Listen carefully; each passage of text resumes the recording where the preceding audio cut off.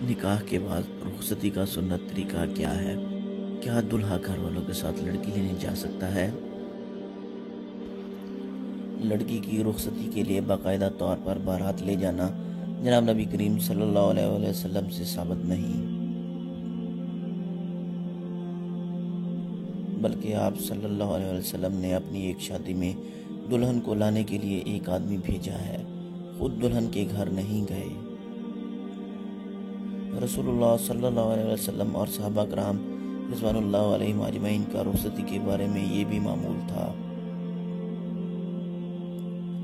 کہ لڑکی کا باپ یا ولی لڑکی کو تیار کر کے خود یا کسی اور معتمد کے ہمراہ دلہا کے گھر پہنچا دیتا، جیسا کہ حضرت فاطمہ اور حضرت عائشہ رضی اللہ عنہما کی رخصتی سے متعلق روایات سے معلوم ہوتا ہے۔ حضرت عائشہ رضی اللہ عنہا کی رخصتی کے بارے میں بخاری شریف کی روایت میں آتا ہے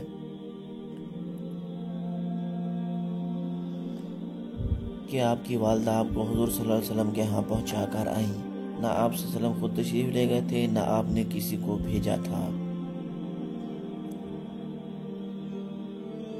حضرت فاطمہ رضی اللہ عنہا کی شادی کے بارے میں واضح روایات ہیں کہ آپ کو ام ایمن رضی اللہ عنہا کے ساتھ حضرت علی کے گھر روانہ کیا گیا،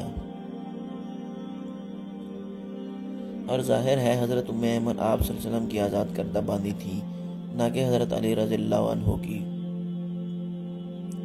یعنی کہ لڑکی والوں کی طرف سے آپ کو چھوڑنے گئی تھی، نہ کہ لڑکے والوں کی جانب سے لینے آئی تھی۔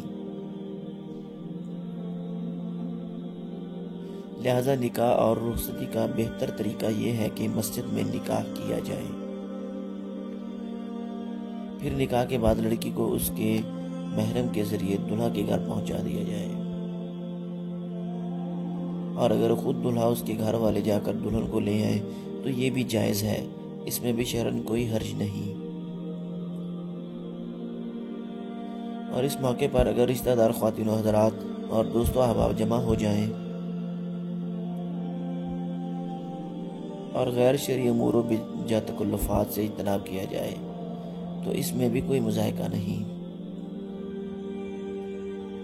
البتہ باوقت رخصتی سادگی اختیار کرنا بہتر ہے، خرافات اور ناجائز کاموں سے اجتناب لازم ہے۔ غرض اسلامی مزاج یہ ہے کہ جتنی سادگی اور بے تکلفی سے آدمی اس ذمہ داری سے سبکدوش ہو، یہ زیادہ بہتر اور قابل ستائش ہے۔ اس میں میزبانوں کے لیے بھی آسانی ہے اور مہمانوں کی بھی راحت ہے۔ ویڈیو پسند آئے تو لائک کریں اور دوستوں کے ساتھ شیئر ضرور کریں، ہو سکتا ہے آپ کے شیئر سے کسی کے دل میں بات اتر جائے۔ ہمارے چینل کو سبسکرائب ضرور کریں۔ ملتے ہیں نیکسٹ ویڈیو میں۔ اللہ حافظ۔